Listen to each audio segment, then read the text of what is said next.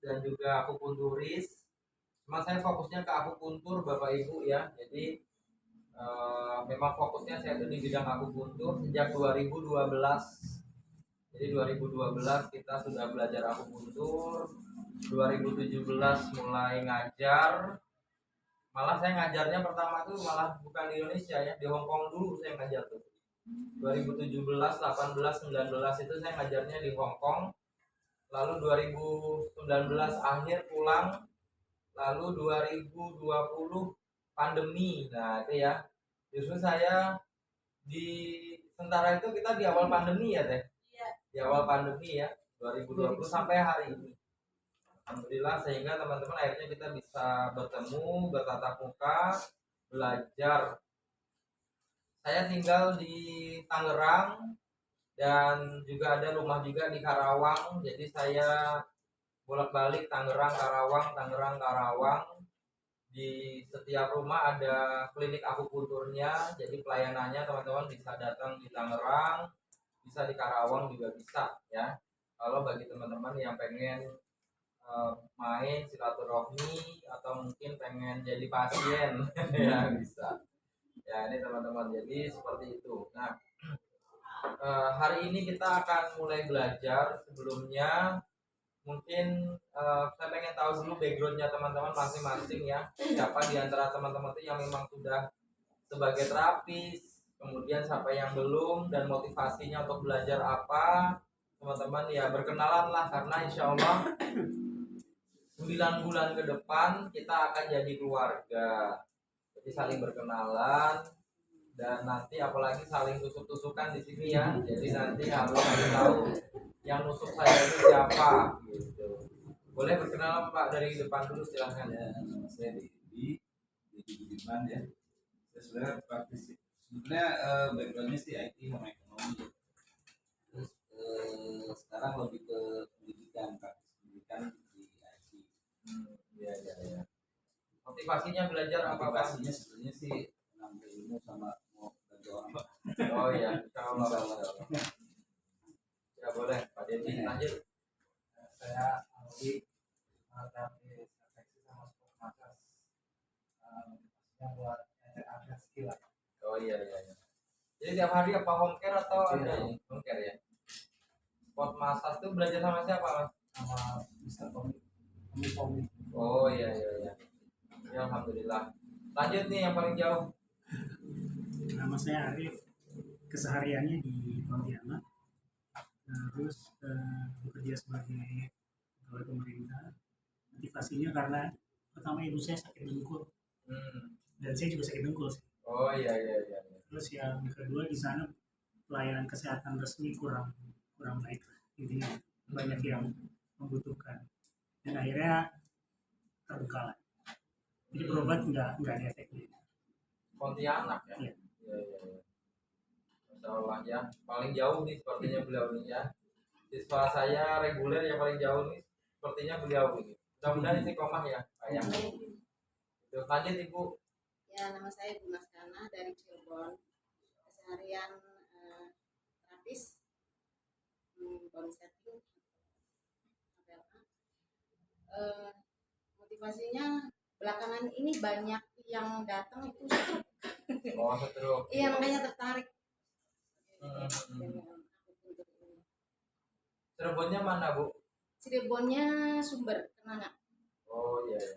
Saya tuh punya siswa banyak di Cirebon. Nanti saya kasih kenalin satu. Baik. Nanti kalau udah kenal satu kan jadi banyak yang baru. Banyak siswa saya di Cirebon banyak sekali. Bahkan saya pun beberapa kali ngajar di Cirebon, 3 atau 4 kali itu. Ada kelas reguler di sana, kelas hybrid, tapi sekarang udah enggak lagi. Dulu tahun 2020 awal tuh saya beberapa kali ke Cirebon gitu. Itu deh, nanti saya kenalin salah satu biar ada temennya di sana. Terus ini lanjut dari sana, dari Cirebon tiap latihan. Naik bus atau naik apa? Naik travel. Naik travel. Iya. Baru berangkat tadi pagi berarti. Iya. Oh ya, iya. Jam 5.30. 5.30. Iya. Turun di Pool sini dekat juga. Oh iya juga. Oh iya iya. Iya. Masya Insya Allah ya, semangatnya.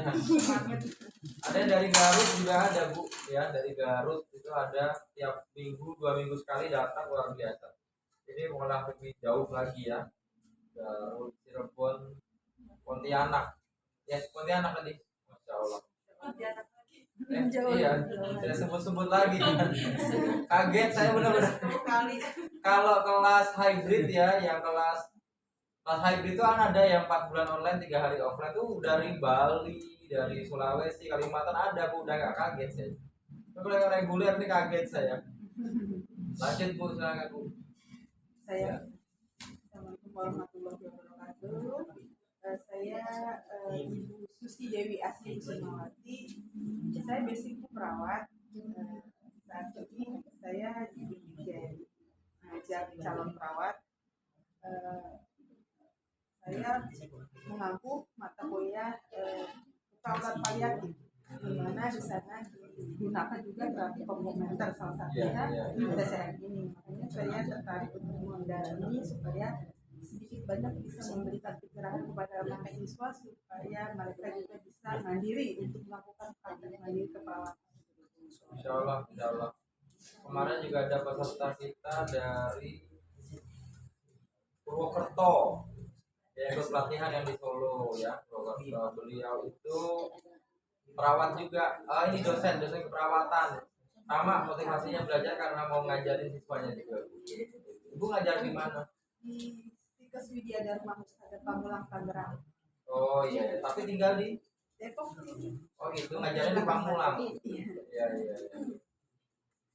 Boleh kalau mahasiswanya pengen 1-2 ilmu dari saya, bisa saya bersih nanti. Kebetulan kami punya lembaga pelatihan situ. Saya ingin juga suatu saat saya bisa majukan proposal supaya ada pembelajaran terapi komplementer di sana, karena misinya sana juga ada mengacu kepada kemandirian masyarakat. Betul. Jadi insya Allah nanti kalau proposal saya sudah bisa saya ajukan, mudah-mudahan sebagai narasumber bisa itu sebagai narasumber kami nanti di sana. Insya Allah. Karena gini Bu, saya itu kan sering melayani pasien home care yang pasiennya itu biasanya itu stroke, pasien-pasien yang udah tua, itu kan yang ngejaga itu biasanya perawat. Itu dan perawat-perawat itu nggak bisa akupuntur mereka. Itu saya beberapa kali ya, bahkan hampir semua pasien yang saya datangi yang dirawat oleh perawat itu kan mereka kadang shift, satu hari itu 3 shift, ada yang 2 shift gitu. Itu nanti bisa kok nggak diakupuntur sendiri, nggak diajarin di kampus gitu. Ayo belajar aja, saya kadang gitu. Harus dibekali perawat. Betul. Terapi medis juga non medis. Betul. Karena kalau kasus-kasus seperti orang-orang yang udah sepuh itu kan yang mereka kan kadang harus dibantu dengan akupuntur. Gitu. Kemarin nanganin juga ada yang stroke udah sepuh juga, itu juga dibantu dengan akupuntur. Ada yang kena penyakit-penyakit berat seperti hepatitis dan lain-lain itu dibantu dengan akupuntur sebenarnya cepat sekali. Cuma sayang sekali Bu kalau udah perawat sudah ini ya jaga pasien tapi nggak bisa akupuntur tuh sayang. Jadi kalau bisa banyak ruangnya Bu. Jadi mereka kan cuma melayani ya ganti infus apa cuma sekedar itu. Tapi kalau waktu akupuntur mereka nggak ngerti. Padahal bisa dilakukan sendiri. Mudah-mudahan bisa jadi tambahan ilmu bagi siswa-siswanya. Siswa-siswi ya berarti. Iya. Mahasiswa-mahasiswi. Gitu. Baik, lanjut Mbak. Nama saya Ida. Saat ini profesinya sebagai estetika. Kemudian dari 2018 sudah buka usaha sendiri dan ini untuk update ilmu. Jadi dari online. Tinggal di mana? Di Tanah Baru. Tanah Baru Beji ya. Jadi nanti kalau estetika sih lebih ke akupuntur wajah, pelangsingan, nah gitu nanti itu ya. Bagus, itu peluangnya bagus. Lanjut kemana ya? Ini ibu aja baru datang aja kalau gitu. Langsung kenalan. Iya. Dengan Ananda dari Cidirect. Iya. Yang alhamdulillah awalnya sih ini kan untuk ini Iya perkenalan ya. Kebetulan saya sendiri lebih banyak di Jadi memang untuk aku untuk sendiri masih awam Hipnoterapi. terapi dan ya inilah memang lebih ke Oh iya iya iya. Iya ya. Baru belajar akupuntur. memang terus dan mama tahu dari apa buat Hmm. makanya alhamdulillah. Baik baik alhamdulillah. Cinere dekat juga. Ya. Ada siswa kita di Cinere juga ada. Si itu siapa tadi yang gemuk ini ini Nosandi bukan Oh, iya. temannya Nosandi itu ada lagi Zaki Zaki itu ada juga ya itu ya jadi Cinere ada temennya cuman angkatan ke 9. Lanjut ibu silakan.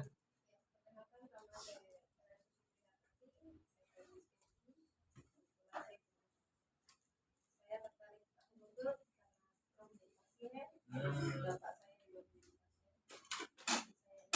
pasien Insya Allah mudah-mudahan ya bu ya. Benar-benar cuma ibu rumah tangga aja.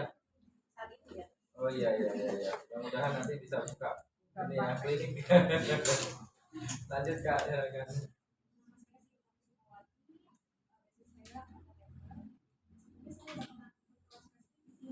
Hmm,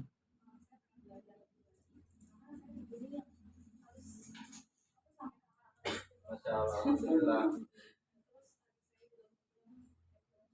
Hmm, Sering kambuh. Ya nanti hari ini nih kita belajar season cung kan itu untuk salah satunya untuk epilepsi memang.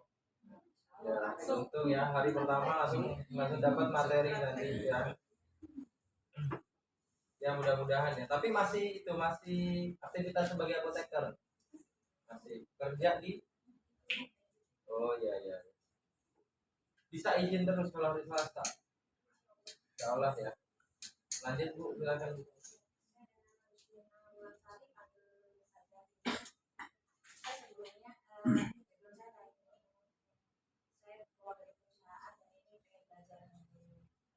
Ya.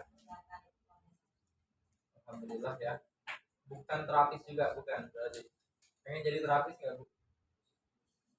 Insya Allah ya mudah-mudahan ya. Lanjut bu silakan. saya juga teknik cuman saya biasa terapi juga serta pasdu cara Iya, tapi iya, hanya iya. teman-teman aja gitu motivasinya ya pengen upgrade lagi karena mungkin ada yang perlu pakai aku juga Ya pasti. Ya alhamdulillah teman-teman. Lanjut bu. nama saya Heidi saya dari Cibilos saya ibu rumah tangga saya pernah ikut pelatihan bekam dan kebetulan bekam itu baru saya praktek di keluarga sendiri dan tetangga dan teman belum Praktek belum ya layanan home care segala macam belum ya.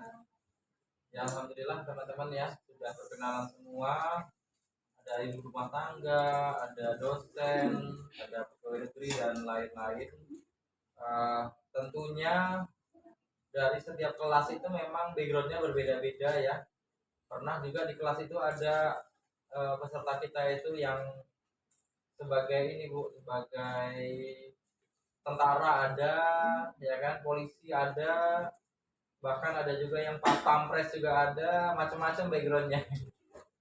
Ya, jadi berbagai macam background memang, tapi semua alhamdulillah memiliki motivasi yang bagus. Mudah-mudahan dengan motivasi yang bagus itu teman-teman nanti bisa semangat belajarnya ya. Baik teman-teman, di sini saya akan menyampaikan beberapa hal untuk hari ini khususnya dengan pertemuan kita yang akan kita laksanakan, di mana kelas ini bukan kelas singkat. Sekali lagi saya sampaikan ya, kalau teman-teman sudah bergabung dengan TCM Tentara, dari awal teman-temannya harusnya sudah tahu ya bahwa kelas ini bukan kelas singkat. Kelas kita panjang bu, yaitu 9 bulan itu minimal ya, minimal 9 bulan. Karena 9 bulan itu nanti biasanya ada saja kepotong, misalnya kepotong libur hari raya, kemudian kepotong mungkin sayanya sedang ada di luar kota dan lain-lain ya. Jadi saya sampaikan di sini minimal pertemuan kita itu adalah 9 bulan yang merupakan pendidikan akupuntur level dasar. Jadi kalau level dasar itu memang lama kelasnya Bu, 9 bulan. Yang mana kita nanti akan membahas teori-teori dasar akupuntur, praktek-praktek pada 12 jalur meridian akupuntur. Jadi banyak sekali yang akan kita praktekkan selama 9 bulan itu. Tujuannya apa? Tujuannya supaya meskipun judulnya akupuntur dasar, sebenarnya yang kita pelajarin itu sebenarnya bukan dasar malah. Ya kalau teman-teman di sini misalnya ikut pelatihan level dasar akupuntur misalnya, justru yang kita pelajari itu justru bukan dasar, justru mahir. Ya, dimaksud dengan dasar itu maksudnya apa? Maksudnya dimaksud dasar itu adalah kelas ini diikuti oleh orang-orang yang memang belum pernah belajar akupuntur. Kalau teman-teman di luar sudah pernah ikut pelatihan dasar akupuntur, kemudian ikut kelas ini lagi, sebenarnya adalah mengulang judulnya ya.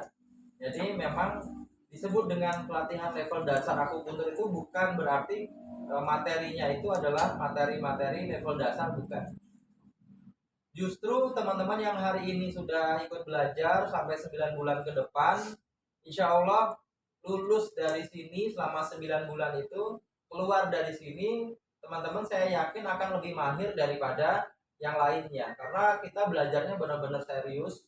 Setiap hari ada teori dan prakteknya ya, setiap pertemuan.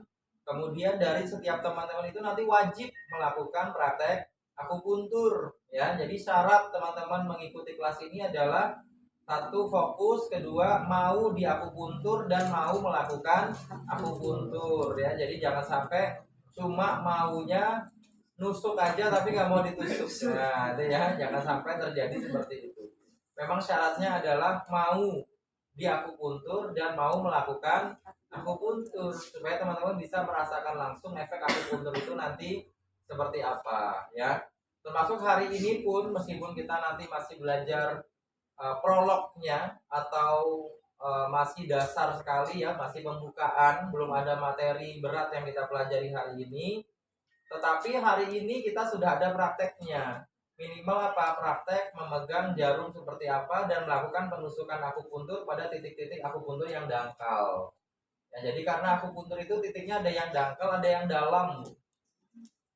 Contoh yang dangkal itu penusukan di kepala, ini dangkal nih. Jadi nanti siang teman-teman belajar akupuntur pada area yang dangkal. Salah satunya nanti adalah di kulit kepala, ya. Ibu tembus kotak nggak bakalan ya. Ya karena ada tengkoraknya Bu, maka disebut dengan penusukan dangkal. Penusukan dangkal ya. Tapi ada penusukan yang dalam ya. Nanti minggu berikutnya, 2 minggu lagi ketika teman-teman datang, kita sudah masuk kepada praktek akupuntur di area yang dalam ya. Contohnya apa? Contohnya yang melakukan di kaki dan tangan ya. Tapi hari ini kita nanti akan ada prakteknya. Setiap pertemuan nanti ada prakteknya seperti itu teman-teman. Jadi masih ada kesempatan bagi teman-teman yang mungkin punya sahabat, saudara, teman di luar sana yang pengen belajar akupuntur. Karena kita masih ada 2 kursi lagi yang kosong, silahkan teman-teman untuk ajak temannya yang mumpung masih satu pertemuan ya. Nah sebenarnya hari ini yang izin banyak nih ya, ada 5 orang yang izin. Tapi dari 5 orang yang izin itu, kalau di total ya sebenarnya satu kelas itu masih 18 peserta. Jadi masih 2 kursi lagi yang kosong. Bisa diinformasikan ke teman-temannya yang lain di luar sana yang belum bergabung, supaya bisa ikut di pertemuan berikutnya. Mumpung masih satu pertemuan. Begitu teman-teman. Baik, kita awali kegiatan kita hari ini dengan basmalah. Bismillahirrahmanirrahim. Ya, materi kita hari ini ringan. Kita masih berbicara tentang prolog dulu, yaitu pembukaan ya tentang akupuntur dasar. Berbicara tentang akupuntur, tentunya teman-teman itu tahu ya, akupuntur itu dilakukan dengan cara apa Bu? Melakukan penusukan jarum. Cuma beruntungnya teman-teman di sini kita itu sebenarnya bukan hanya belajar akupuntur. Di sini di kelas tentara ini berbeda dengan kelas-kelas lainnya karena tidak hanya belajar akupuntur, kita di sini akan belajar juga moksibusi, yaitu penghangatan badan ya dengan alat khusus namanya moksa. Kita juga akan belajar tentunya penusukan dengan jarum akupuntur. Yang macam-macam jarum akupuntur itu ada banyak sekali. Nanti teman-teman bisa tahu ternyata jarum akupuntur itu ada banyak. Kita juga akan belajar cupping atau bekam, terutama bekam TCM, yaitu bekam api yang tidak diajarkan dimanapun di luar sana. Kemudian kita juga akan belajar terapi tulang belakang. Kalau tadi ada yang sudah bisa bone setting, maka teman-teman yang lain nanti akan belajar juga ya terapi kiropraksi, yaitu terapi tulang belakang. Tapi kelasnya itu nanti harus teman-teman ikuti ya, karena memang kita kan belajar 9 bulan itu 18 kali pertemuan, Bu. Ya nanti Sifu di pertemuan berapa bekam apinya? Ya mungkin di pertemuan keempat atau kelima gitu ya. Lalu terapi tulang belakangnya pertemuan ke berapa? Ya mungkin di pertemuan ke-9 atau ke-10. Jadi memang bertahap Bu belajarnya. Ya baik teman-teman. Jadi di sini teman-teman sebenarnya itu belajarnya adalah klasik TCM ya, traditional Chinese medicine. Jadi kalau teman-teman di sini mungkin punya cita-cita, saya pengen belajar dengan Sentara, dengan Sifu Oktra, pengen belajar akupunturnya saja, tapi ternyata yang akan didapatkan itu lebih daripada sekedar akupuntur ya, lebih dari sekedar akupuntur. Bahkan nanti berbagai macam kasus akan kita tangani, termasuk juga ada stroke, saraf kejepit ya, terapi-terapi untuk vitalitas pada pria, kemudian pada perempuan mungkin belum punya keturunan, gangguan-gangguan pernafasan, semuanya nanti akan kita bahas. Kenapa akan kita bahas? Karena pada dasarnya di sini kita belajar plastik TCM, Bu. Jadi basic belajar kita di sini adalah TCM, yaitu traditional Chinese medicine. Makanya nanti lembaga kita itu adalah TCM Center ya. Ini lembaga yang saya punya, teman-teman sudah bergabung bersama TCM Center, di mana LKP Sentara itu adalah salah satu dari tempat belajar kita, gitu ya. Nah, jadi yang kita pelajari di sini adalah klasik TCM. Apa itu TCM? Traditional Chinese Medicine. Kalau teman-teman tahu akupuntur, tahu bekam, tahu pijat seperti tuina, pemijatan refleksi, akupressor, itu adalah bagian dari traditional Chinese medicine. Bahkan nanti kalau teman-teman tahu ada pengobatan herbal dengan Shinsei ya. Jadi pergi ke Shinsei, saya lagi sakit, sakitnya apa? Diabetes. Nah, nanti Shinsei-nya kan meramu herbal ya. Dari berbagai macam herbal-herbal Cina. Nah, itu bagian dari traditional Chinese medicine. Jadi yang kita fokus belajar di sini adalah traditional Chinese medicine-nya. Akupuntur adalah bagian dari traditional Chinese medicine. Ya, jadi kelas kita ini adalah kelas TCM, namun merupakan kelas TCM dasar. Ya. Nah, kalau teman-teman tahu, pada dasarnya ilmu akupuntur atau ilmu TCM ini adalah salah satu dari banyaknya pengobatan tradisional yang sudah berlaku di masyarakat sejak zaman dulu. Ya, kalau teman-teman tahu yang namanya pengobatan Ayurveda, pernah dengar belum Bu pengobatan Ayurveda? Ya, itu dan asalnya kan dari India. Ya, jadi ada pengobatan Ayurveda, ada traditional Chinese medicine yang merupakan dua dari banyaknya pengobatan tertua di dunia. Ya, jadi kalau ditanya pengobatan tertua di dunia apa? Salah satunya nanti adalah akupuntur, salah satunya lagi nanti adalah Ayurveda. Dimana kalau akupuntur atau TCM berasal dari Cina, maka Ayurveda nanti berasal dari India. Jadi di zaman dulu Bu, orang-orang masih melakukan pengobatan itu dengan alat yang sangat sederhana. Kalau kita lihat di sini, ya ini ya. Sejarah TCM, orang-orang melakukan pengobatan TCM itu udah dari sejak zaman batu. Sejak orang-orang itu belum mengenal yang namanya teknologi, maka orang-orang sudah melakukan pengobatan. Pengobatan di Cina itu salah satu pengobatan tertua di dunia. Tadi meliputi apa saja Bu? Meliputi akupuntur, akupressor, refleksi, ya kan? Kemudian termasuk juga apa nanti? Termasuk juga pengobatan herbal yang menjadi dasar dari pengobatan modern di zaman sekarang. Kalau Mbak Sinta tadi apoteker ya kan meramu obat ya, meramu obat, belajar mungkin pengklasifikasian obat-obatan modern itu seperti apa. Nah, orang-orang di zaman dulu sudah melakukan pengobatan dengan herbal juga sudah diklasifikasikan, Bu. Jadi ada herbal-herbal nanti yang rasanya pahit, misalnya untuk memperbaiki fungsi jantung. Ya, tanaman-tanaman yang rasanya asam lebih memperbaiki fungsi organ liver. Itu baru berdasarkan apa? Baru berdasarkan rasanya, belum berdasarkan apa? Warnanya. Nah, jadi orang zaman dulu mengklasifikasikan obat itu berdasarkan rasa, berdasarkan warna, berdasarkan sifatnya, berdasarkan apalagi lokasi dia tumbuh, nanti berdasarkan bentuknya. Ya, jadi nanti herbal-herbal itu diklasifikasikan menurut apa? Menurut banyak klasifikasi. Oh, herbal yang hidupnya di tempat yang tinggi nanti digunakan untuk penyakit-penyakit yang sifatnya panas. Oh, hipertensi dikasih herbal yang berada di lingkungan-lingkungan yang tinggalnya apa? Tempat tumbuhnya itu cenderung dingin. Kenapa? Karena hipertensi tipe panas, herbal yang hidup di lingkungan yang dingin itu sifatnya dingin. Jadi panas lawannya nanti adalah dingin. Oh, ada herbal nanti yang tinggalnya atau hidupnya atau tumbuhnya itu di tempat yang panas, maka nanti untuk penyakit-penyakit yang sifatnya cenderung dingin. Ya, contoh jahe.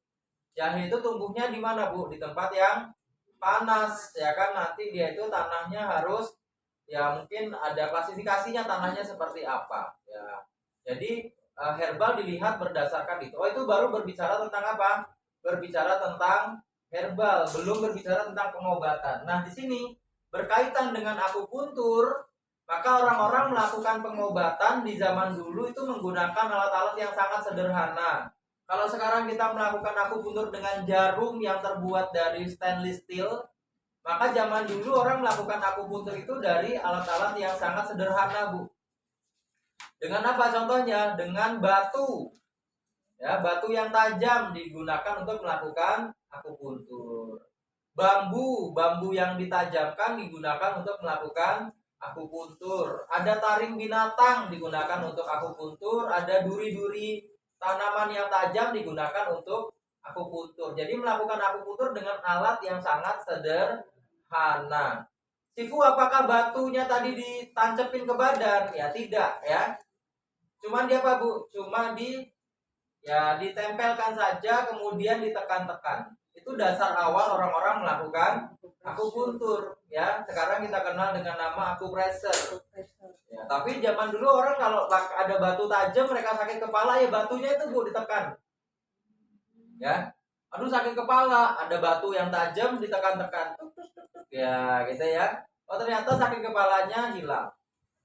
Sedang jalan-jalan ke Sandung, maka dikeluarkan darah dari kakinya karena ada warna merah memar. Dikeluarkan darah pakai alat seadanya, misalnya pakai taring binatang, pakai tanaman-tanaman yang tajam gitu ya, dikeluarkan. Ketika darahnya keluar ternyata sembuh. Itulah dasar-dasar orang melakukan akupuntur pada awalnya. Nah, tapi kemudian zaman berubah, Bu, dari zaman batu berubah menjadi zaman besi, zaman perak, zaman perunggu dan lain sebagainya, sehingga teknologi juga berkembang, ya. Teknologi sangat berkembang.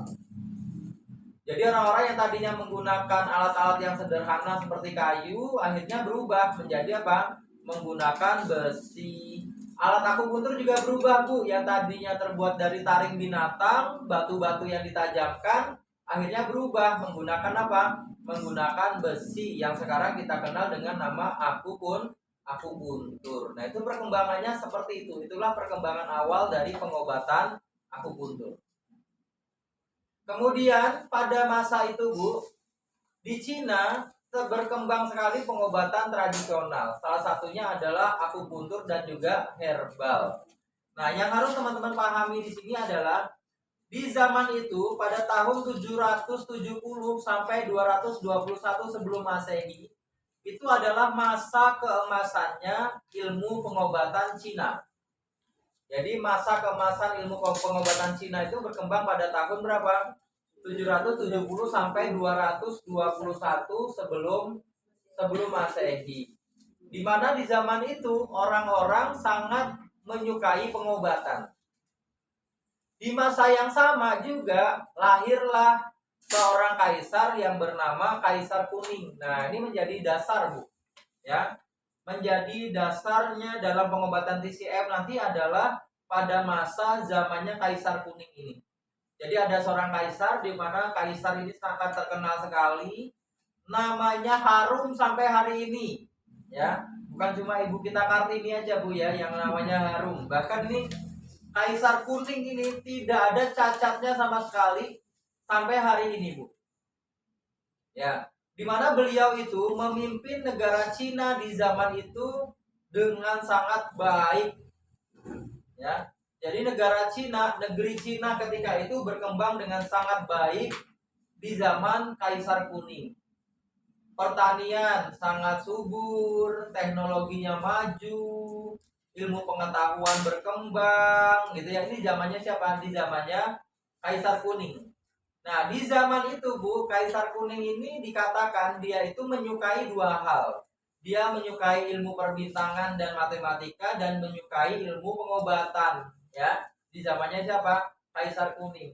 Sehingga ilmu pengobatan TCM terutama di sini adalah akupuntur, moksigusi dan herbal berkembang sangat pesat di zamannya Kaisar Kuning ini, Bu, karena beliau memerintahkan para tabib untuk apa? Untuk menulis, ya, untuk menulis kitab-kitab pengobatan tradisional Cina. Jadi beliau tuh ngumpulin para tabib, dikumpulin sebanyak-banyaknya tabib, mereka disuruh menulis. Kamu punya ilmu apa? Tulis, ya. Kamu punya ilmu apa? Tulis. Kamu punya ilmu apa? Herbal. Oh, tulis. Kamu punya ilmu apa? Akupuntur. Oh, tulis. Kamu punya ilmu apa? Diagnosa. Tulis. Dari tulisan-tulisan tersebut maka terciptalah, nah ini ya, buku yang berjudul Huangti Neijing.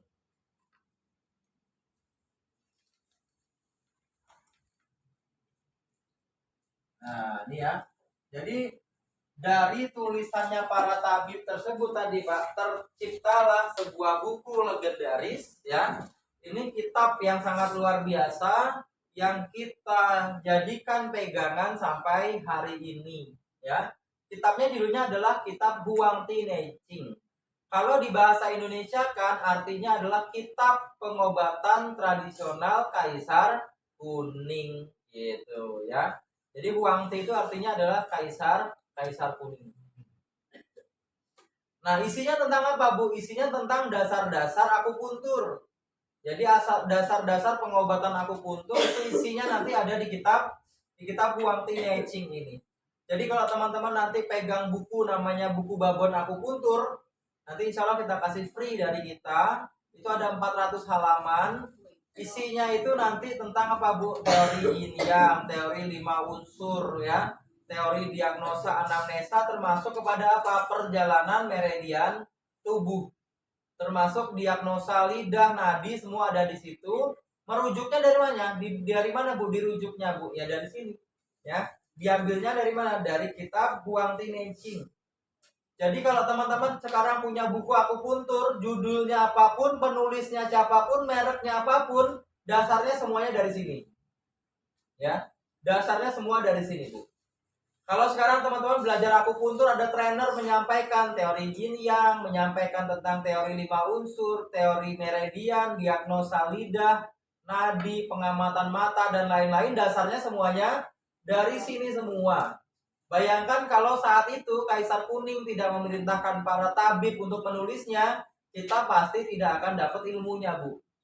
Itulah hebatnya Cina, ya. Mereka itu adalah negeri yang gemar menulis, gitu ya. Jadi Cina itu gemar menulis, Bu. Yang ditulis apa? Semuanya ditulis, ya. Saking mereka gemar menulis itu, mereka lah yang menemukan tinta dan kertas, ya. Beda dengan nenek moyang kita orang Indonesia, gemarnya apa, Bu? Melaut. Ya kan, di kapal cerita, makanya kita hobinya apa, Bu? Ngerumpi, ya. Karena nenek moyang kita tidak suka menulis, sukanya ngerumpi. Nah, tinggalan-tinggalan sejarah bangsa kita itu dalam bentuk apa, Bu? Dalam bentuk apa? Prasasti kan? Ya, memahat. Jadi negeri kita tuh sukanya apa, Bu? Memahat. Sedangkan pahatan-pahatan itu bisa bermakna berbeda. Ibu saya kemarin main ke Borobudur. Oh iya, ada apa Bu di sana? Ada ini, ada pahatan relief gitu kan ya. Ada pahatan-pahatan. Oh, ceritanya tentang apa? Itu di situ ada orang lagi megang kepala gini. Maksudnya apa, Bu? Ya kayaknya dia sakit kepala itu kayaknya tuh. Ya. Nanti ada orang lagi ke sana, Bu. Gambarnya apa, Bu, di sana? Ada orang megangin kepala. Oh, dia artinya apa? Oh, mungkin dia sedang berpikir. Jadi kalau dalam bentuk patung atau dalam bentuk relief, maknanya bisa banyak, Bu. Ya. Tergantung apa? Tergantung siapa yang melihat, siapa yang menafsirkan. Gitu ya. Itu kalau dalam bentuk apa? Dalam bentuk patung. Ya. Jadi di Prambanan itu, Bu, ada patung seorang laki-laki duduk di bawah pohon, kemudian dia sedang dipegang kakinya. Gitu ya. Ada patung, ada relief. Nih benar-benar ada, Bu. Ada pohon, di bawahnya ada laki-laki, kemudian ada orang megangin kakinya. Kata orang-orang refleksi, dia sedang melakukan pijat refleksi. Gitu ya. Itu, Bu. Emang bener, ada di buku refleksi itu ada, Bu, penjelasannya bahwa Raja Mulawarman sudah dilakukan pemijatan di zaman itu, Bu. Gitu ya. Tapi kalau kita mungkin ngelihatnya nggak berbeda lagi. Oh, kakinya lagi gatel. Ya nggak, Bu? Digarukin. Nah, gitu ya. Nanti ibu-ibu yang suka perawatan bilang, oh enggak, orang itu dasar-dasar mani-pedi kan di situ tuh. Ya. Raja ketika itu sudah melakukan mani-pedi. Sejarahnya apa? Itu ada gambarnya. Artinya apa? Kalau peninggalan sejarah itu dalam bentuk patung, dalam bentuk relief, ya kan, itu atau gambar ya, maka nanti penafsirannya bisa berbeda. Nah, ini bisa berbeda, Pak. Tapi kalau dalam bentuk tulisan, maka itu ya yang disebut dengan letterlock itu begitu. Apa yang tertulis itulah yang akhirnya dimaknai. Makanya orang-orang Cina itu mereka itu gemar sekali menulis. Nah, ini ya, ini kelebihannya orang-orang Cina ketika itu. Gemar sekali menulis. Mereka menulis silsilah, mereka menulis sejarah, mereka menulis ilmu yang akhirnya diturunkan kepada anak keturunan mereka. Ini ya. Makanya teman-teman sekarang ketika sudah belajar TCM, maka ya budayakan untuk gemar apa, Bu, menulis. Ya kalau datang bawa alat tulis, apa yang perlu ditulis nanti ditulis. Karena nanti kalau saya bilang, oh nanti penusukannya di sini, diingat aja. Saya yakin sampai rumah udah ngurusin sambal sama jemuran udah lupa tuh, Bu. Bener nggak, Bu? Benar. Ya bener ya. Kadang juga, Bu, udah dikasih tahu, di pertemuan berikutnya ditanyain lagi. Ya. Kemarin nggak ditulis, udah ditulis Ibu, tapi males bukanya gitu ya. Udah nulis aja males buka. Ya. Nenek moyang kita tidak gemar menulis, gemarnya apa, Bu? Bercerita. Makanya di negeri kita itu banyak dongeng, banyak cerita rakyat. Gitu kan? Jadi nenek moyang kita gemarnya bercerita. Coba kalau saya tanya kepada teman-teman, pengobatan tertua di Indonesia itu apa, Bu? Pengobatan tradisional tertua di Indonesia apa? Yang kita kenal aja deh, yang teman-teman tahu pengobatan tradisional Indonesia. Rokat. Apa lagi, Bu? Pijet, ya kan? Tangkal putung. Ya, gitu ya. Ibu pernah nggak nemu buku kuno tentang kerokan, ada nggak? Nggak ada. Kenapa nggak ada? Nggak ditulis. Karena tidak ditulis. Ya, karena nenek moyang kita tidak menulisnya. Mungkin ditulis Ibu di batu ya, karena batunya udah ke bawah sungai, Bu. Ya. Gitu, karena nenek moyang kita tidak menulisnya. Tangkal putung itu pengobatan asli Indonesia, Bu. Ya. Tapi kalau kita mau belajar patah tulang, kata mereka apa? Oh nggak bisa, ini ilmu keturunan, benar nggak? Nah ini Bu, beda dengan Cina. Mereka itu benar-benar apa Bu? Benar-benar membagikan ilmunya dalam bentuk tulisan, kan gitu, benar nggak Bu? Ya, dalam bentuk tulisan. Nenek moyang kita tidak seperti itu. Makanya apa? Makanya negara ini pengobatan tradisionalnya tidak berkembang. Padahal kita punya ilmu herbal, ilmu jamu, jampe-jampe atau mantra seperti yang disampaikan oleh beliau tadi kan. Ya kan pengobatan tradisional Indonesia memang adalah mantra atau jampe-jampe, ya kan, suwo, ya kan orang Jawa bilang kan, disembur itu tuh pengobatan asli Indonesia tuh. Ya, pengobatan jarak jauh. Kalau sekarang ada gosen ya kan, orang Indonesia pengobatan aja sudah dari jarak jauh itu sudah sejak lama ya, kirim-kiriman santet ya kan, itu kan budaya asli pengobatan Indonesia kan itu kan ya. Jadi berperdukunan itu asli Indonesia, tapi tidak dituliskan. Nah ini teman-teman ya berkaitan apakah itu halal, haram, khurafat dan lain-lain ya. Nenek moyang kita melakukan itu masalahnya Pak ya. Ya ini kesalahan nenek moyang kita adalah tidak menulisnya. Oleh karena itu jangan sampai teman-teman sekarang mengikuti kesalahan dari nenek moyang kita dengan tidak menuliskan ilmu. Maka ilmu ditulis dalam bentuk tulisan, ditulis di buku, ditulis di blog dan lain-lain. Kalau sekarang bikin konten dan lain sebagainya ya, ada-ada aja ya. Saya juga bikin konten juga Bu, tapi ya kalau konten kan tidak semuanya disampaikan. Tapi kalau di kelas seperti ini teman-teman bisa menulis, nanti tulisannya bisa ditulis lebih rapi, kemudian bisa diturunkan kepada anak dan cucu. Ya, kembali ke Kaisar Kuning Pak. Jadi Kaisar Kuning ini memerintahkan para tabib untuk menulis. Bahkan tadi saya sampaikan kertas dan tinta ditemukan oleh orang-orang Cina karena mereka itu gemar menulis. Di saat yang sama orang Arab, orang-orang dari Mesir, mereka menulis masih di pelepah kurma.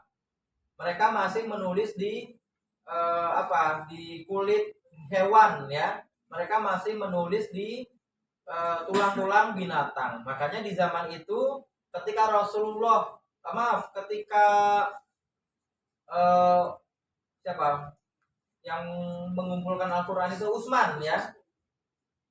Ketika Utsman bin Affan itu memerintahkan para sahabat untuk menuliskan Al-Quran, maka mereka itu mengumpulkan bukti-bukti penulisan Al-Quran itu dari berbagai macam sumber kan. Ada yang ditulis di pelepah kurma, ada yang ditulis di tulang binatang, ada yang ditulis di kulit binatang dan lain-lain Pak. Dan banyaknya apa? Adanya di ingatan mereka. Makanya tertulislah Al-Quran seperti yang saat ini kita sudah pegang ya. Tapi di zaman itu, bahkan di zamannya Rasulullah, orang-orang itu masih belum banyak yang mengenal kertas ya. Berbeda dengan orang-orang Cina, 770 tahun sebelum Masehi mereka sudah melakukan penulisan di kertas. Nah, ini luar biasa. Ya, berbicara tentang Kaisar Kuning, suatu hari Kaisar Kuning ini sakit. Nah, ini ya, suatu hari Kaisar Kuning ini sakit. Kemudian para tabib berkumpul untuk mengobati Kaisar Kuning, Bu. Tetapi ada kendala. Kendalanya apa? Mereka percaya Kaisar itu adalah titisan dewa, sehingga tidak semua orang bisa menyentuh Kaisar, gitu ya. Jadi mereka tuh mau ngobatin Kaisar itu bingung. Kenapa bingungnya, Bu? Karena Kaisar tidak boleh disentuh oleh sembarangan orang. Kalau mereka pegang kepalanya, ya kepalanya dipenggal. Ya, berani pegang kepalanya Kaisar, dipancung. Pegang badannya, dibunuh. Maka mereka ini bingung. Bagaimana mau mengobati seorang yang sakit, tapi badannya tidak boleh disentuh. Ya, itu ya. Akhirnya para tabib rapat, mereka menemukan teknik pengobatan baru yang kita kenal dengan titik akupuntur pada meridian atau titik-titik usus. Nanti kita akan pelajari itu, Bu. Ya, sebelumnya gini, saya sampaikan kepada teman-teman bahwa titik akupuntur di tubuh kita itu ada 361 titik, Pak. 361 titik akupuntur di tubuh kita. Ya, 361 ini terdiri dari 12 jalur meridian, Bu. Ya, apa saja itu? Ada jantung, ada usus kecil, ada limpa, kemudian lambung, kemudian nanti ada paru-paru, kemudian ada usus besar, lalu nanti ada ginjal, kemudian kantung kemih, lalu nanti ada lagi hati,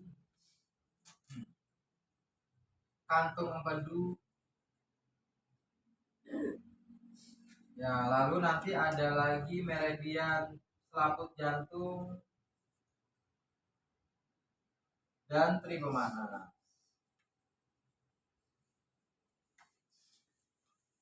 Nah, ini ya. Jadi titik akupuntur di tubuh kita itu ada banyak, Bu. 361 titik. Kalau dari 361 titik itu sehari kita menghafalkan satu, maka baru kelarnya berapa, Bu? Setahun. Tahun baru teman-teman itu kelar menghafalkan titik-titik akupuntur. Ya, di mana dari 12 jalur meridian ini, ya, dari 12 jalur meridian ini semuanya ada di seluruh tubuh kita, Pak. Kalau pengen tahu ya seperti yang ada di tembok itu ya. Nah, itu jalur meridian tubuh kita nanti seperti itu, Bu. Atau kalau ini ya yang ini ya. Nah, di sini nih. Aduh, melorot lagi celananya, Bu. Ya, aduh, malu nih. Gimana ya? Padahal mah nggak usah dicelanain malah nggak apa-apa ya. Kalau dicelanain malah kepikiran kita, Pak, ya. Kalau dicelanain malah kepikiran. Jadi titik akupuntur di tubuh kita itu ada di sini, Bu. Di sepanjang jalurnya itu nanti melewati seluruh tubuh. Ada yang di wajah, ya kan? Nanti untuk akupuntur estetika. Ada yang ada di perut, nanti untuk pelangsingan. Nanti ada yang di kaki, ada yang di tangan untuk penyembuhan. Kemudian ada yang di punggung, nanti juga untuk penyembuhan. Semuanya totalnya ada 361 titik. Yang mana nanti teman-teman selama belajar di sini akan belajar semuanya, Pak. Ya, akan belajar semuanya itu. 361 titik itu nanti akan kita pelajari, tetapi tidak semua nanti dipraktekkan, ya. Kenapa tidak semua dipraktekkan? Karena titik akupuntur di tubuh kita itu jalurnya itu ada sangat banyak. Kalau ditusuk semua itu tidak efektif, Pak, justru. Makanya di sini nanti teman-teman tidak boleh melakukan akupuntur pada ya semua titik akupuntur di tubuh kita, ya. Yang digunakan adalah hanya titik-titik pentingnya saja. Nah, kembali ke sini tadi, Bu. Jadi titik akupuntur kita ada berapa? Ada 361 titik. Ada yang posisinya nanti berada di wajah. Contohnya nanti ada jalur meridian kandung kemih, ya. Nomor 2 digunakan untuk gangguan-gangguan pada mata. Lokasinya di mana, Bu? Nah, di sini. Di sudut dalam alis mata kita. Jadi di sini ada titik akupuntur namanya titik bladder, ya. Titik bladder atau kandung kemih nomor 2, Bu. Jadi di sini kalau kita tekan biasanya kan terasa sakit ya. Nah, itu karena kebanyakan scrolling TikTok, jadi nanti sakit, Pak, kalau ditekan di sini. Maaf, izin. Nah, di bagian dalam sini. Nah, ini ya, sakit nggak, Pak? Nah, ini ya, kan lokasinya nih nanti adanya di sini. Di sudut mata bagian dalam. Berasa ya? Nah, itu, Bu. Rasa ya. Nah, rasa ya. Itu jalur meridian tuh, Bu. Ciri-ciri meridian itu apa? Ciri-ciri meridian itu biasanya di tubuh kita lokasinya nanti berada di tempat yang ada karakteristik cekungan biasanya. Jadi titik meridian di tubuh kita itu karakteristiknya biasanya ada di lokasi yang ada cekungnya. Contoh teman-teman pegang di sini ada cekungnya nih, Bu. Ya. Di sini dipegang nyut, kan ada cekungan ya. Kalau ditekan nanti dia terasa sakit. Coba tekan, tahan, lepas. Nah, di sini Bu, di alis, sudut alis, pegang alisnya. Ini kan alis nih, sudut alisnya. Nah, di situ ya. Coba ditekan-tekan, enak nggak rasanya tuh? Sakit kepala, migrain, vertigo, gangguan mata, mata minus plus, pandangan kabur, nanti pengambilannya di situ ya. Oh, cekungannya nanti di sini. Nah, ditekan-tekan. Oh, itu contoh jalur meridian yang ada di wajah. Nanti meridian juga ada di mana Bu? Ada di kaki dan ada di tangan. Karena jalur meridian di tubuh kita sebanyak itu, para tabib tadi bingung mau megang kaisar kuning bagaimana caranya. Sementara seorang kaisar itu tadi apa Bu? Tidak boleh disentuh sembarangan orang. Karena apa? Karena dia adalah titisan dewa. Makanya kemudian para tabib berkumpul, mereka rapat menemukan titik akupuntur yang disebut dengan rumusan titik wushu.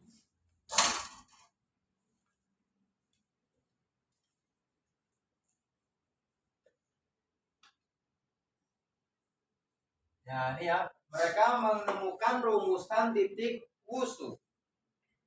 Di mana rumusan titik wushu ini menggunakan pendekatan bahwa tangan tidak menyentuh siku dan kaki tidak menyentuh lutut. Ya, nanti rumusannya begitu, Bu. Rumusannya apa tadi? Tangan tidak menyentuh siku, kaki tidak menyentuh lutut. Maksudnya apa sih, Bu? Maksudnya adalah rumusan titik wushu ini, Bu, nanti lokasinya ada di ujung jari tangan sampai siku dan ujung jari kaki sampai lutut. Di situ lokasinya nanti. Nah, ini ya. Masnya nggak nyatet, Mas Arif? Catat ya, ada pulpen nggak? Nanti takutnya ketinggalan. Ya, lokasinya di mana nanti, teman-teman? Lokasinya ada di ujung jari tangan sampai siku dan ujung jari kaki sampai lutut. Titik itu nanti yang digunakan untuk menyembuhkan kaisar kuning. Nah, gitu ya. Kenapa? Karena cuman area itu nanti yang bisa disentuh. Titik itu nanti kita kenal dengan nama, nah ini Bu, dengan nama Qing Yung Su Qing He. Nah, ini ya. Jadi nanti menggunakan rumusan ini. Rumusan titik Qing Yung Su Qing He. Maaf, tulisan saya tulisan dokter, Bu. Ini masih pertemuan pertama, masih saya bagus-bagusin itu. Kalau udah pertemuan kesekian, gak ada ampun, tulisan saya jelek banget.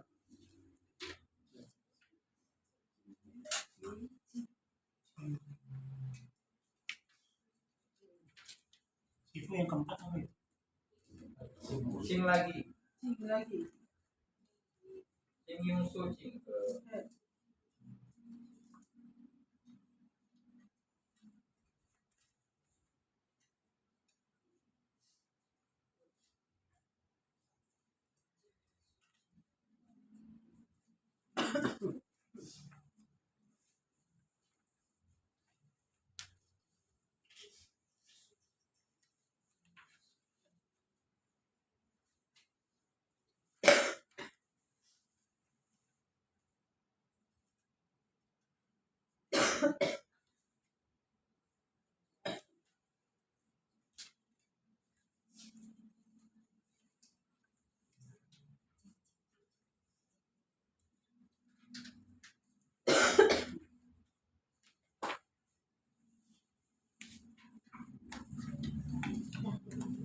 Nah, ini Pak ya.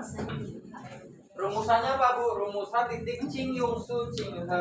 Nah, nanti ciri-ciri titik Qing itu dia adanya di ujung-ujung jari tangan, Bu. Ya. Lokasinya ada di ujung jari tangan maupun kaki. Contohnya nanti adalah lung 11, LU. Ya. L itu dari kata-kata apa, Bu? Lang. Lang itu adalah paru-paru. Ya, Ya, jadi nanti contohnya nanti adalah titik paru-paru nomor 11. Di mana lokasinya ada di ujung jari kita, Bu. Di sini. Coba, ini ada ibu jari. Sudut kuku ibu jari ini adalah titik paru-paru nomor 11. Nah, ini ya. Ini ada ibu jari. Di sini lokasinya. Digunakan untuk apa? Untuk gangguan pada paru-paru, Bu. Nah, di sini sudut kuku ibu jari. Nah, ini Bu, di sini. Untuk apa? Untuk penyakit pada paru-paru. Lokasinya nanti di sudut kuku ibu jari. Ini adalah titik cingnya paru-paru. Dua-duanya. Nah, nanti caranya ditekan, pijat-pijat begini. Nah, sakit kan ya? Nah, terasa ya? Iya, betul. Coba Bu ditekan gini, Bu. Nah, ditekan, dipijat gitu ya. Nah, memijatnya pakai tulang ibu jari. Coba di sini, Kak. Yang ini. Nah, gini caranya. Nah, itu sakit ya. Sakit kan di sini. Nah, nanti memijatnya gini, Bu, pakai tulang ibu jari. Bisa dipijat, bisa diakupuntur, bisa diakupressure. Akupressure itu apa? Ya, Pak Bu, dipijat-pijat. Ya, diakupuntur di sini bisa. Biasanya titik-titik cing nanti digunakan untuk penyakit yang tipenya panas. Dengan cara apa, Bu? Dengan cara bloodletting. Dikeluarkan darah. Ya.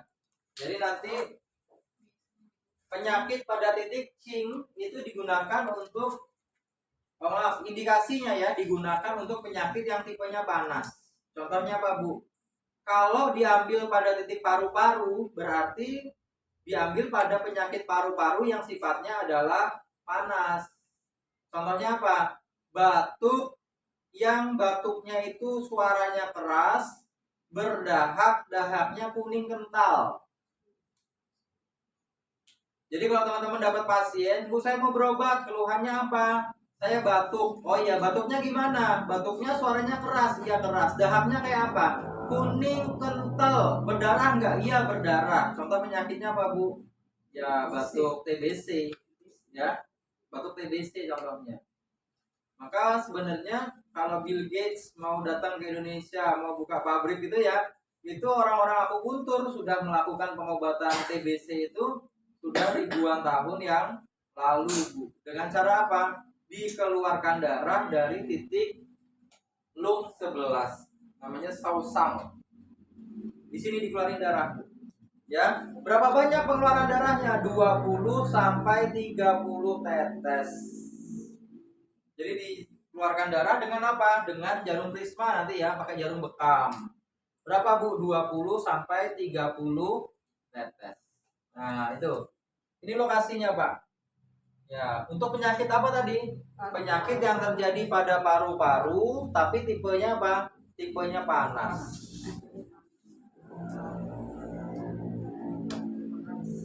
Kalau batuknya tipe dingin gimana sih, Bu? Oh, nanti beda lagi titik akupunturnya. Makanya teman-teman tidak boleh belajar akupuntur autodidak karena setiap titik akupuntur itu memiliki indikasinya masing-masing ya. Oh, di sini, Bu. Nah, ini ya. Ditekan pakai tulang ibu jari. Pakai tulang ibu jari di sini. Nah, ada titik lain nggak? Ada. Contohnya apa? Contohnya nanti ada titik usus besar nomor 1 LI ya, lung intestine nomor 1 LI 1 usus besar nomor 1, Bu. Lokasinya di mana? Di sini. Ya, sudut jari telunjuk sama sudut kuku jari telunjuk. Ini lokasinya. Nah, ini ya. Coba, Bu, digunakan untuk apa? Kurang ya. Digunakan untuk penyakit yang terjadi pada usus besar, tapi yang tipenya nanti cenderung panas. Misalnya apa? Misalnya sembelit. Kemudian ada lagi nanti ambeien, ya kan? Nah, nanti teman-teman bisa keluarin darah dari sini, Bu. Sama 20-30. 20 sampai 30 tetes nanti kita praktekkan. Nah, ini ya. Keluhannya apa tadi? Ambeien. Bu, saya mau berobat. Oh, keluhannya apa, Bu? Ambeien. Waduh, ambeien lagi. Gimana ya caranya ya? Nah, ambil di usus besar nomor 1-nya. Ini, Bu. Nah, ini lokasinya ya. Keluarkan darah 20 sampai 30 tetes. Coba tadi mana, Bu? Ini ya. Nah, nanti di situ. Ya, ditekan. Kalau dipijat pakai ini, pakai tulang ibu jari. Ya, pakai tulang ibu jari begini. Nah, gini-gini. Jadi kalau merasa BAB-nya keras, sudah 3 hari, 2 hari nggak BAB, maka nanti terjadi apa, Bu? Panas yang terakumulasi di usus besarnya. Nanti penyakitnya apa? Penyakitnya salah satunya nanti adalah ya itu pembelit, ya. Pembelit nanti penyakitnya. Dikeluarkan darah dari situ. Oh iya di sini.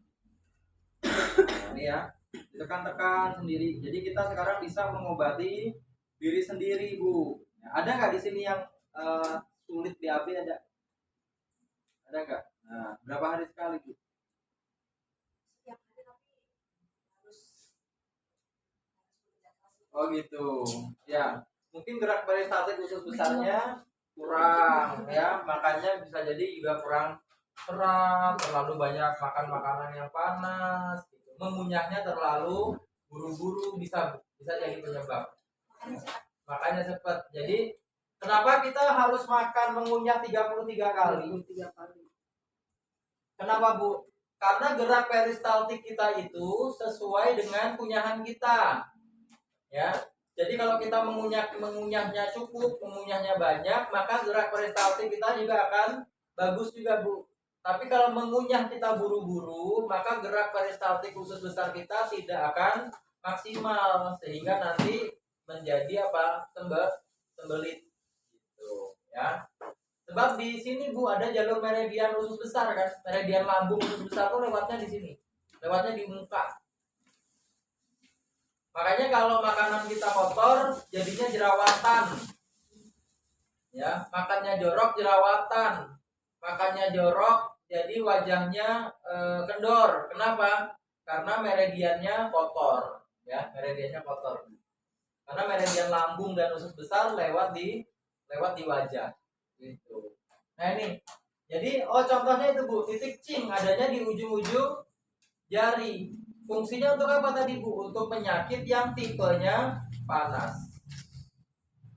Contoh lagi nanti ada titik jantung, ya, HT9. Nah, contohnya titik HT9, heart. Ya. Titik jantung nomor 9 itu di sini lokasinya, Bu, di jari kelingking. Ya, sudut kelingking. Kelingking kan ada luar ada dalam ya. Teman-teman ambil yang bagian dalam yang berdekatan dengan jari manis. Di sini lokasinya. Untuk penyakit pada jantung yang sifatnya panas. Misalnya apa? Ada orang jantungnya bengkak, ada orang hipertensi, ada orang stroke misalnya ya. Maka nanti teman-teman ambil di situ. Depresi, mimpi buruk ya, skizofrenia dan lain-lain yang menunjukkan ciri-ciri terjadinya panas pada jantung, nanti ambilnya di titik ini nanti. Nah, gitu ya. Dikeluarkan darah tapi ya. Dikeluarkan darah. pakai jarum bekam. Pakai jarum bekam. Koroner termasuk. Jantung koroner termasuk juga salah satunya nanti. Ya, penyumbatan pada jantung ya. Nanti salah satunya di situ, Bu. Nah, coba. Ya, benar ya. Coba, Bu, dipijat, Bu, ya. Nah, tuh. Orang-orang yang suka mimpi dan ingat mimpinya apa, itu tanda-tanda panas terakumulasi di jantung, Bu. Ya. Jadi kalau teman-teman tiap malam mimpi dan ingat mimpinya apa, itu indikasi terjadi panas di meridian jantungnya. Ya, cirinya gitu, Bu. Coba semalam mimpi nggak, Bu? Enggak. Nah, berarti bagus tuh jantungnya tuh. Lagi bagus, Bu. Sifus. Kalau Gimana? Ingat mimpinya apa? Tandanya? Jantungnya panas, Pak. inget terus mimpi. Iya, ibu ingat terus. Ingat terus, makanya jantungnya panas, pencernaannya panas, jadi BAB-nya bermasalah, Bu. Panas. Harus didinginkan itu nanti tuh. Jadi dalam klasik TCM, pengamatan terhadap mimpi itu dilihat dari apa, Bu? Dilihat pertama, pasien itu ingat gak dia mimpi apa? Biasanya gitu. Pak, saya ada keluhan apa? Ini saya palpitasi misalnya, jantung saya, irama jantung saya tidak beraturan. Maka nanti terapis nanya, Bapak kalau tidur ingat gak mimpinya Bapak? Iya, saya ingat terus mimpi saya tuh. Oh iya, mimpinya mimpi bagus sama mimpi buruk? Mimpi buruk. Semakin buruk mimpinya, semakin panas jantungnya. Itu ya. Mimpi buruk tuh nggak harus mimpi dikejar-kejar harimau aja ya, Bu ya. Nah, misalnya mimpi ditinggal kereta, ya. Jadi mimpi yang bikin dia tuh nggak nyaman. Ditambah lagi misalnya nanti pasien itu dia itu sampai mengigau meracau, ya meracau ya, itu lebih panas lagi. Jadi saking beratnya mimpinya sampai kata-kata di dalam mimpi itu keluar gitu ya. Misalnya marah-marah misalnya gitu ya, marah-marah dalam tidurnya gitu. Jadi teman-teman nanti melihat mendiagnosa pasien nanti salah satu darinya dari mana, Bu? Dari mimpinya untuk mengetahui kondisi kesehatan jantungnya. Ya kalau pencernaan tadi kan dari apa? Sembelit, ya kan, BAB-nya bagaimana. Kalau paru-paru dari batuknya. Kalau jantung itu nanti dari mimpinya. Jadi kalau teman-teman misalnya tadi malam mimpi nggak, Bu? Saya mimpi, tapi saya nggak ingat mimpi apa. Berarti bagus jantungnya tuh, Bu. Ya, malah bagus. Jadi kita mimpi tapi nggak ingat mimpi apa. Ingat mimpi, saya mimpi sih, Bu. Saya ingat mimpinya detail, misalnya ya. Semakin detail mimpinya, semakin tidak harmonis kinerja jantungnya, Bu. Gitu. Saya ingat kok. Saya lagi jalan-jalan, saya pakai baju oranye, kemudian ada ketemu laki-laki. Kayaknya itu almarhum bapak saya. Dia pakai baju warnanya biru, dia ada di pinggir jalan sambil sambil nyeruput kopi misalnya gitu, Bu ya, atau mimpi-mimpi apalah misalnya. Semakin detail mimpinya, semakin tidak harmonis jantungnya. Terlebih lagi kalau mimpinya adalah mimpi buruk ya, mimpi diomelin orang, ya kan, mimpi ditinggal kendaraan misalnya gitu ya, mimpi jatuh dari tempat tinggi, mimpi dikejar-kejar hewan misalnya gitu ya. Jadi semakin detail mimpinya, semakin buruk mimpinya, maka semakin panas jantungnya. Nanti salah satu titiknya apa, Bu? Di HT9 dikeluarkan darah dari situ. Coba deh Ibu nanti keluarin darah di LI1 sama HT9-nya. Itu nanti BAB-nya jadinya lebih lancar, mimpinya jadi tidak banyak mimpi lagi gitu. Ya. Jadi gitu teman-teman ya. Ini yang mengigau termasuk anak-anak juga. Termasuk anak-anak juga begitu. Berarti jantungnya panas. Jantungnya panas. Misalnya dia kan makanya gini kan, jangan lari-lari ntar ngigau kalau tidur gitu kan, Bu ya. Karena kalau lari-lari dia itu kan ini Pak, irama jantungnya menjadi lebih cepat gitu. Jadi jantung panas itu sebenarnya nggak selalu buruk, nggak selalu buruk. Cuma kalau itu menjadi sebuah kebiasaan yang terjadi terus-menerus, maka indikasinya apa? Ya mungkin ada gejala-gejala patologis pada jantung. Gitu. Jadi nanti indikasinya dilihat dari apa? Dari mimpinya. Ibu semalam mimpi nggak? Saya semalam mimpi, Bu, tapi saya nggak ingat mimpinya apa. Kalau saya semalam mimpi, kemudian saya bangun tidur ingat mimpinya apa, biasanya saya langsung melakukan akupuntur tuh. Ya, karena saya tahu, oh ternyata mungkin saya lagi kecapean, mungkin lagi ada emosi yang terpendam gitu ya. Sehingga apa? Sehingga harus segera dirilis dengan akupuntur. Gitu, Pak. Ya. Kalau mimpinya nggak jelas gitu, kadang ada suatu tempat sama orang pindah lagi, maksudnya nggak jelas ceritanya. Ya nggak masalah, yang penting ingat mimpinya apa itu. Gitu, Bu. Jadi waktu kita bangun tidur kita ingat ya, itu indikasi panas terjadi pada jantung. 20 tetes juga keluarin 20 sampai 30 tetes. Kalau aku punturnya Akupunturnya tuh banyak, nanti titik-titik jantungnya banyak yang bisa kita ambil. Ya, tapi salah satunya nanti adalah HT9, Bu. Dikeluarkan darah. Maaf, tanya lagi, kalau mimpi yang nggak jelas tuh maksudnya seperti gimana? Nggak bisa diceritakan. Ya nggak bisa diceritakan. Tapi ingat mimpi apa? Kan termasuk mimpi buruk gitu kan. Ibu kalau mimpinya bersambung gimana? Saya bangun terus lanjut lagi ya kan. Kebanyakan nonton sinetron itu, Bu. Ya. Ya kalau mimpi tidak jelas tapi kita merasa risau terhadap mimpi tersebut, ya sama, Bu, panas jantung. Ya nanti dikeluarkan dari titik cingnya ya, 20 sampai 30 tetes. Biasanya gitu. Tadi THD mana ya? Saya mau minta jarum. lantai 2. Oh, toilet di lantai 2.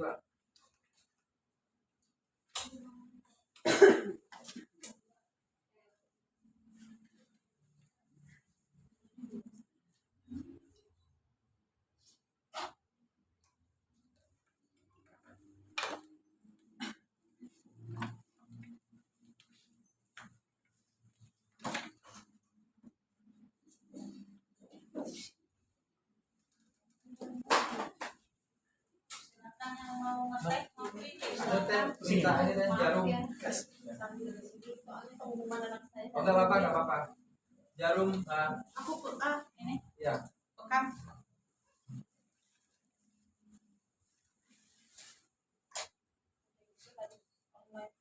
Nggak apa-apa, Bu.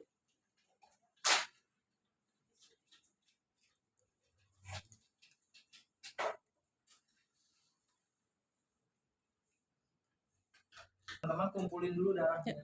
Nah, kumpulin dulu darahnya biar berkumpul.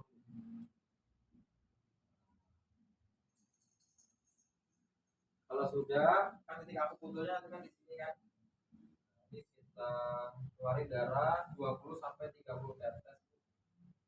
Bismillahirrahmanirrahim. Ya. 1, 2,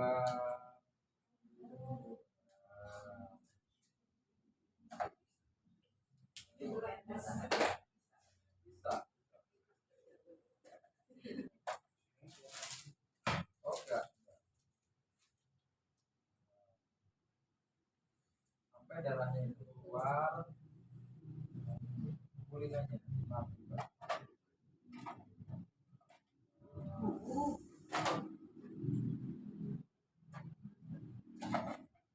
Berapa darahnya, Bu? Nah, nanti kalau sembelit maka diambil jalur usus besarnya. Tuh. Jantung nanti di titik jantungnya tadi tuh. Ya, banyak. Enggak sampai 2,5 liter ini, Bu.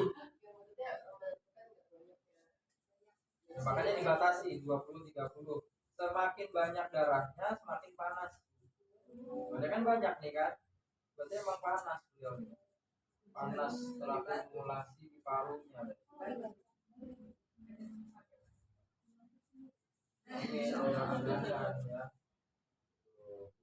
Banyak kan. Makin panas dia. Nggak habis. Makanya dibatasi 20 sampai 30 tetes saja. Jelas ukurannya, kalau itu kan 21 G. Bukan biasa.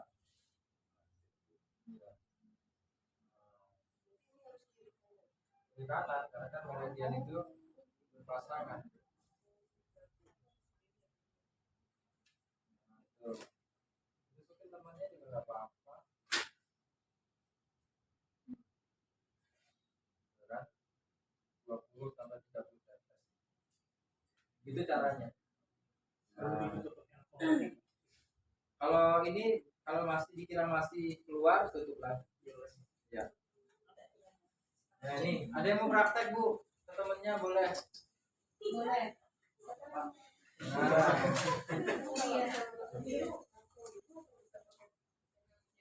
langsung aja, nggak usah pakai pena bekam. Karena kalau pena bekam nanti takutnya kurang dalam malah. Menurut pengalaman itu malah kurang dalam. Yang mau praktek nih jarumnya di sini. Jarum, sarung tangan. Ada.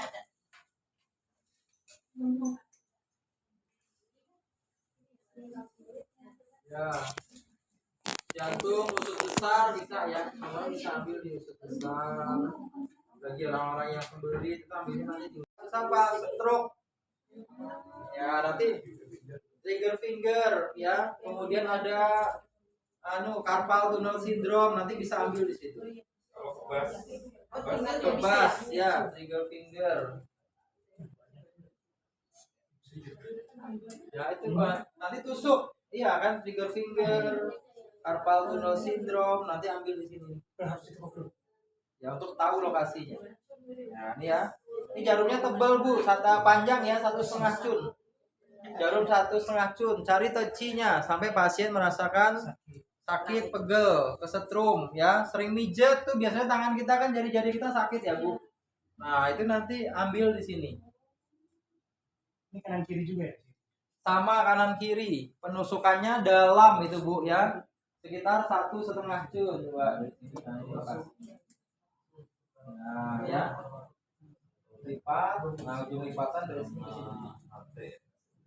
Nah ini ya, itu nanti seperti itu caranya. Nanti kalau ditusuk di situ jarinya gerak-gerak sendiri. Nah ini Bu. Nah ini kan. Nah, sakit ya Bu ya. Ya terutama yang sering mijat.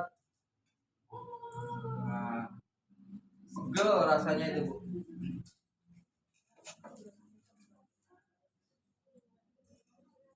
Terakhir titik H. Titik H itu ciri-cirinya ada di lipatan siku atau lipatan lutut. Ya. Ciri-cirinya nanti dia ada di lipatan siku atau lipatan lutut.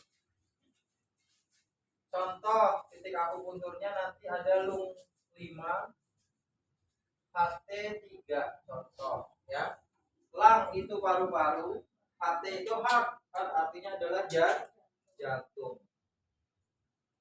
Ya, mencarinya bagaimana Bu? Lung 5, cara mencarinya itu agak butuh teknik ya. Jadi ini kan lokasi titik H itu kan nanti di sini ya. Cara mencarinya gini Bu. Di sini akan ada tendon, yaitu tendon bicep brachii. Caranya adalah ditekuk sedikit, nanti keluar tendonnya tuh Bu. Ya, ditekuk sedikit nanti akan ada tendon yang keras di situ. Makanya mencari titik paru-paru nanti pasiennya harus nekuk sedikit. Kalau dia tekuk lurus begini nggak berasa Bu, tendonnya kita nggak tahu di mana, bener nggak? Coba bandingin begini, dipegang, nggak ketahuan tendonnya Bu. Tapi begitu dia dilipat sedikit aja, maka akan ada tendon yang mengeras. Nah ya, nah dari tendon ini teman-teman langsung ke cekungan pertama ke sisi lateral ya Bu, keluar gini, klep. Nah itu ya akan ada lung 5 di situ. Nah ini kan tendonnya Pak, klep. Nah ini itu. Nah ini ya cekungan pertama. Ini dalam ya, penusukannya 1,5 cun. Ya jarumnya panjang ini Bu. Ya karena dalam posisinya. Nah ini harus cukup sedikit ini tendonnya kan. Nah ini di sini. Nah ya paru-paru. Titik H pasti sakit ya. Ya kan. Penusukan pemijatan di titik H pasti sakit Bu. Kenapa sakit? Karena chi pada meridian kumpulnya di situ semua Bu. Ya. Jadi chi pada meridian itu kumpulnya di titik H semua. Makanya kalau mau main sulap-sulapan ke pasien ya kan, wah Bapak ini sakit paru-paru nih Pak. Ah enggak ah, coba. Nah, gitu ya. Nah, kan di sini. Nah, ini. Nah, ini lokasinya. Nyeri. pasti lebih sakit dari yang lain. Sedikit Bu. Tukan ini ada tendon kan, plek. Nah, itu ya, lokasinya di situ. Nah, ini plek.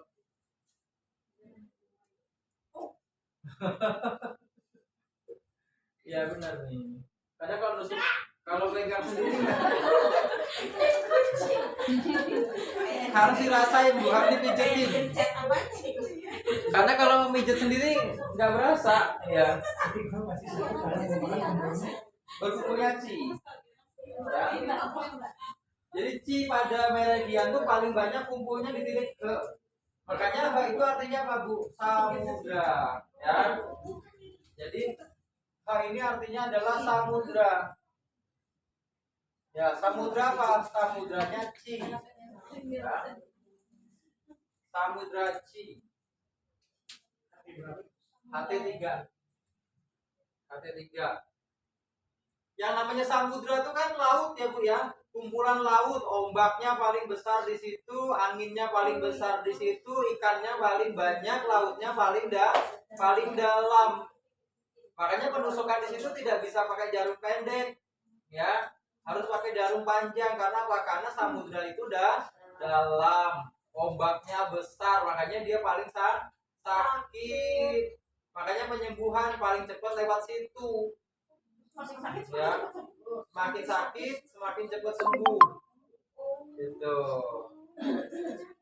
HT3 sekarang, HT3 di mana sih Bu? Di sini Bu. Jadi kalau tangan kita lipat, nah ujung lipatan ya pada sisi ulnaris. Nah ini Bu, sejajar sama kelingking. Nah ini di sini, ya sudut lipatan, ya benar-benar di sudut lipatannya Bu. Nah, iya, jangan ke belakang sedikit, ya. Jangan ke belakang karena makin ke belakang nanti udah beda meridian Bu. Nah, itu ya, jantung. Nah, iya sih nusuknya di sini. Jantung, iya Pak.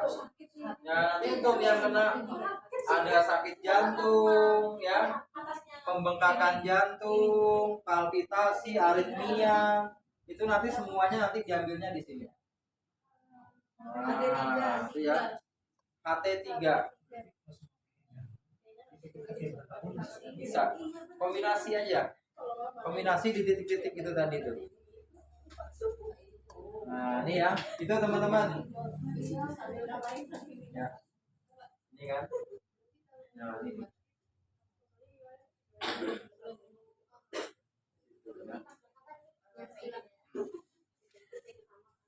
itu teman-teman ya. Nah cari lokasinya coba jantung. Nah HT3 di sini. Nah, itu nanti lokasinya. Posisinya harus menekuk atau Posisinya saat tangannya tegak lurus. Saat posisi tangannya nanti tegak lurus.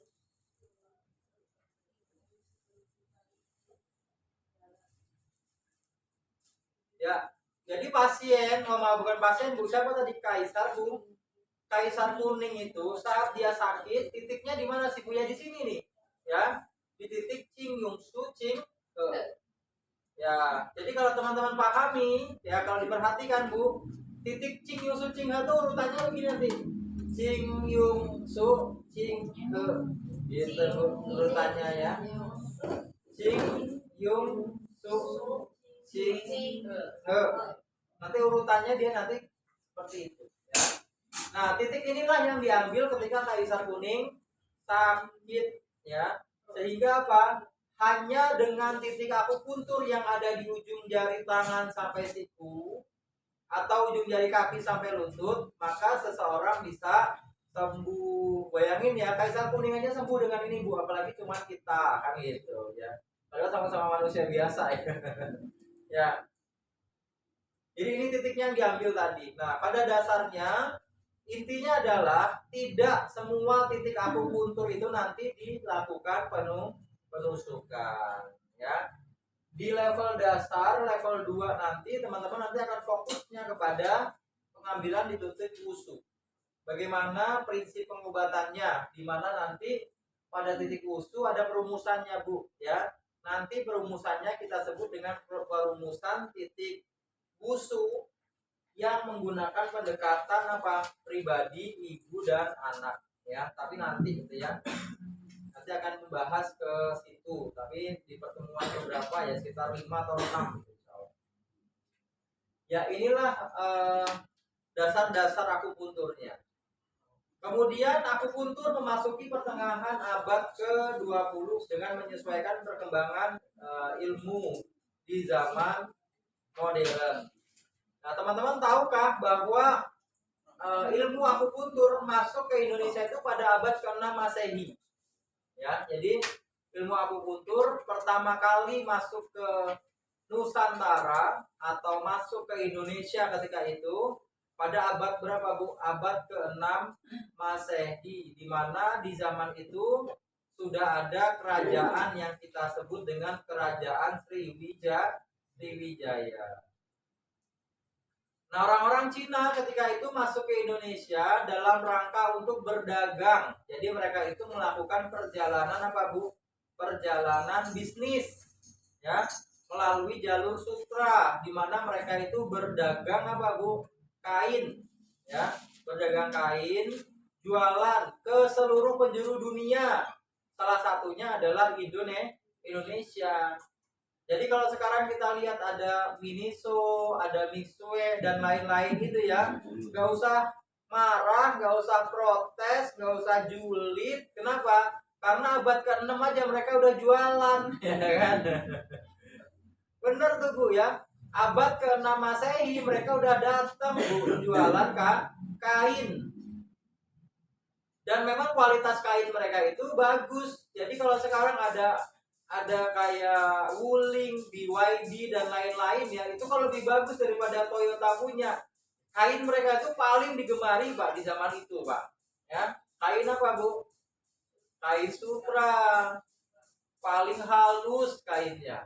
Ya, jadi nggak usah kaget, apa-apa Cina ya. Abad ke-6 mereka itu sudah masuk ke negara kita. Nah, ketika mereka itu berdagang, sebagian besar tinggal, sebagian pulang Bu. Pulang ngapain? Ngambil dagangan lagi karena laku. Yang ditinggal itulah akhirnya membuat klaster ya. Mereka akhirnya bikin kampung ya. Ada pondok Cina, ya kan? Ada pondok Cina kan Bu di situ ya Bu ya. Ada pecinan, kalau di mana di Sumatera Barat itu ada wilayah khusus Bu, orang Cina semua ya, pecinan. Di setiap kota di negara kita itu ada Chinese-nya. Mereka memang apa Bu? Ya datangnya kan di kerajaan Sriwijaya, tapi nyebar, ya kan? Tadinya datang 20, yang 10 ditinggal, yang 10 pulang. Yang 10 pulang balik lagi bawa 50 kan gitu kan. Ada yang ke Sumatera, ada yang ke Sulawesi, ada yang ke Pontianak, ada yang kemana-mana ya. Semua akhirnya menyebar. Nah, di kampung-kampung itu mereka kan membawa budaya mereka sehingga terjadi pertukaran budaya. Makanya kita kenal bakpao, ya kan? Kita kenal fuyung hai, kita kenal somai, dimsum. Dimsum mah Jepang, Bu. Ya, kita kenal capcay. Itu kan dari apa? Dari budayanya Cina. Ya, ada barongsai, ada baju koko, ya kan? Semuanya dari budaya Cina.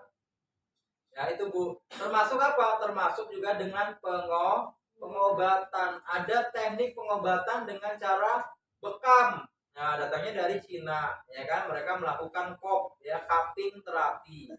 Ada kerokan juga dari orang-orang Cina. Mereka menyebutnya guasa. Nah, gitu ya. Ada pengobatan guasa wajah untuk estetika kan.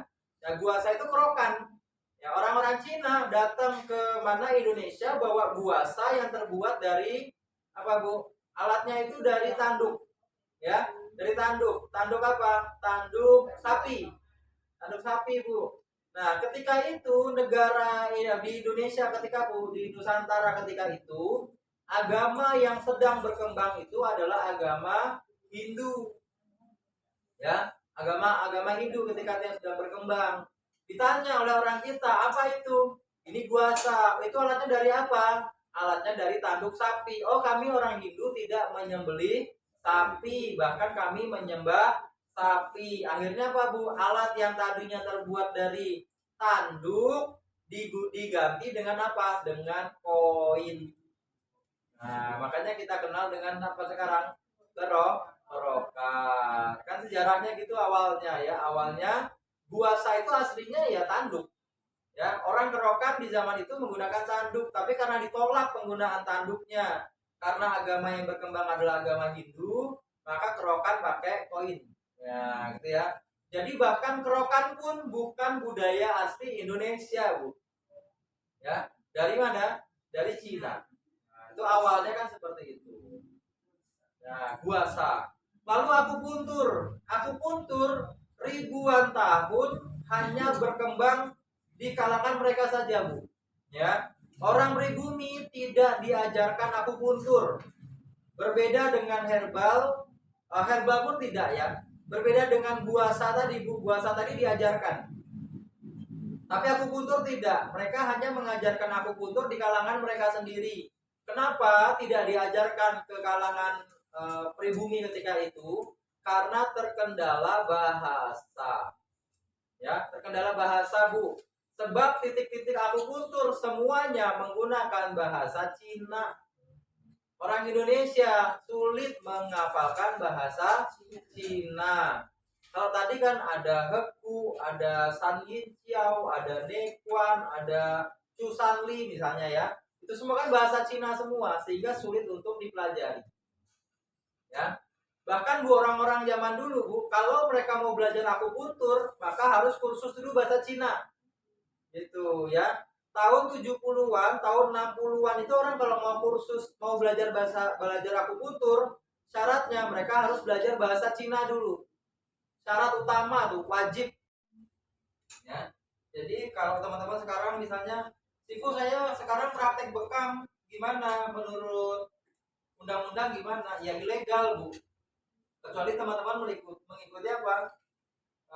Perkuliahan D3 bekam. Akupuntur juga begitu ya. Akupuntur yang sekarang teman-teman pelajari ini namanya kursus akupuntur.